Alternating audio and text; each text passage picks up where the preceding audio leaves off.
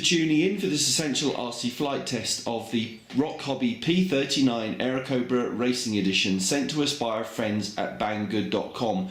This model is based on the full-size P-39, which was used by the US when they entered the Second World War, and was also used by the Russian Air Force and had many kills attributed to it.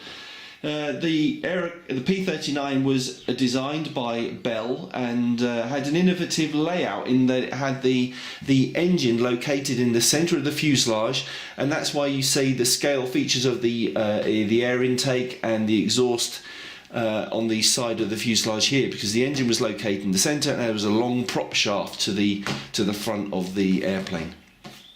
Okay, but let's not hang around. Let's unbox what we've got inside here and have a look at the individual components.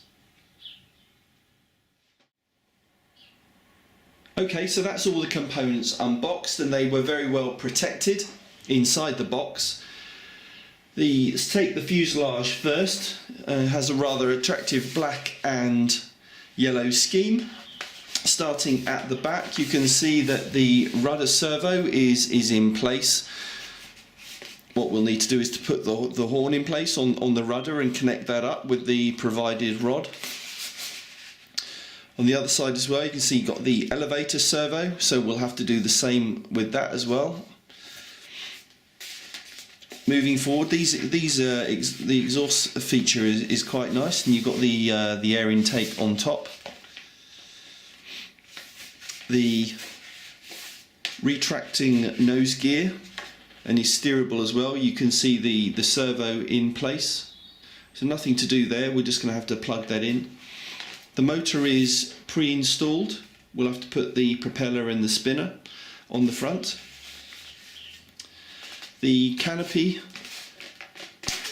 comes off quite easily. It just slides into the front, and there's a magnet on the back to hold it in place.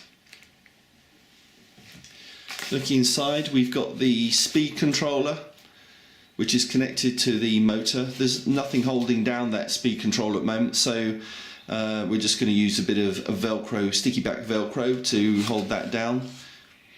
The connections for the rudder, which obviously is just connected to the rudder and the steerable nose wheel as well. And then we've got the throttle and all the other connections that we need to put into the receiver. And the receiver will probably be located at the back here, and our battery will be held down by these Velcro harnesses here. Let's put the canopy back on top. We've got the wing. So underneath we can see we've got the retracts, and we've got the aileron and the flap servos in place, so we'll have to put the horns on those control surfaces and hook them up to the servos with the provided rods. Then quite cleverly what they do is there's a lot of connections from those servos, 4 servos, and these 2 retracts underneath. And now if they didn't provide this little mixing board here to give you a reduced number of outputs to put into your receiver, if you weren't provided with that, you'd have to have quite an expensive transmitter to be able to mix together all of the different servos and the retracts. So that means you only have to have a 6-channel transmitter and a 6-channel receiver to fly this model aeroplane. And the elevators, we'll have to put the horns in those and put those into the side of the fuselage with the provided joiner, carbon joiner. We get a nice scale 4-blade propeller, but they do say if you want to go faster you can use an 11 by 12 2-blade propeller, and that will give you more speed, in excess of 100 miles an hour, they say. We get some glue, we've got our little bag of hardware that we need, and we've also got the spinner, the final item in the box, as well as the instructions. Okay, so let's not hang around. Let's put this together. They say it takes about half an hour. Let's see if that works out to be true. Okay, so that's assembly complete of this P-39 from banggood.com, and it was very straightforward as expected, because this is a RocHobby FMS kit, and they are usually very simple to put together. But actually what really impresses me about this model is that it does look really good. The yellow and black scheme really does make it look nice, and the detailing as well, it's really nice. I'm sure it's going to look great in the air. In terms of build tips, I don't have a lot for you.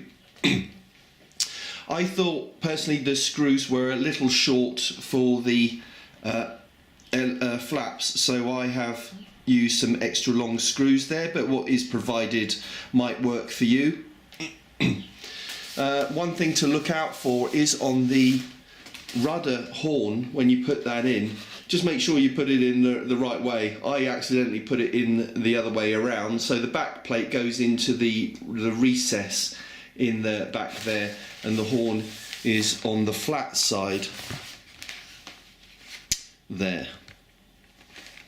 When you put the linkages in for the servos, make sure you use these little bands that they give you, just an extra bit of security to make sure that it stays on the servo arm.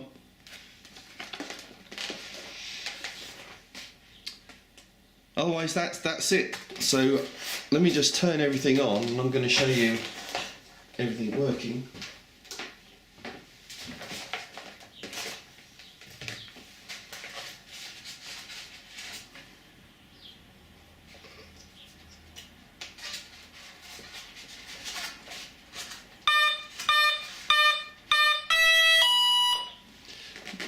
Now you see my battery in there, and the receiver is behind it on a bit of Velcro, and I've put some Velcro on the speed controller to hold that down.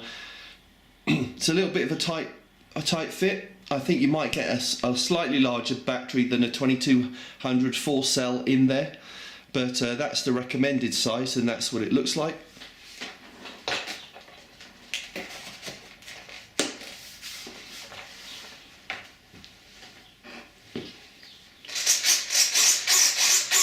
So there's a lot of movement on the ailerons, not that I'll need that, so I'll set up rates on the elevator as well, rudder, and you can see the nose wheel turning the opposite way. Flaps, I've got set up 2 stages for takeoff and for landing.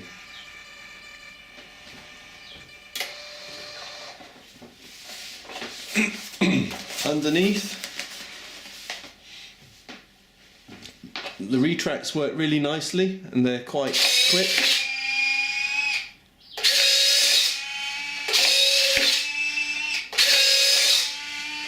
Really positive action.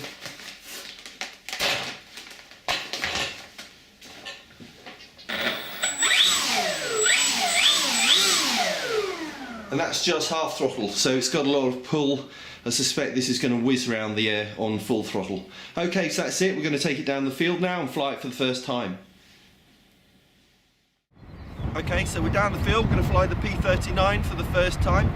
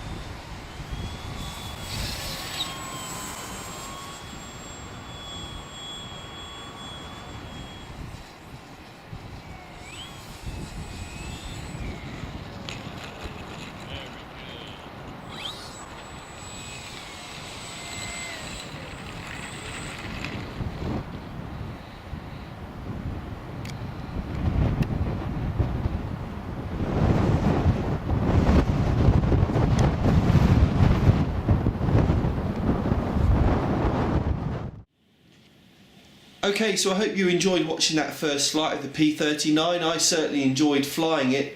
It took off without problem with a little bit of flap and cruised around despite there being a fair breeze when we were flying. Performed some mild aerobatics, nice rolls, loops and knife edge with no problem. And the landing was an absolute greaser, and that wasn't hard to do. It really, with full flap, it came in nice and slow and set it down on the 3 landing gear really easily. So that's it for this flight test. Please look up this P-39 on banggood.com for a good price.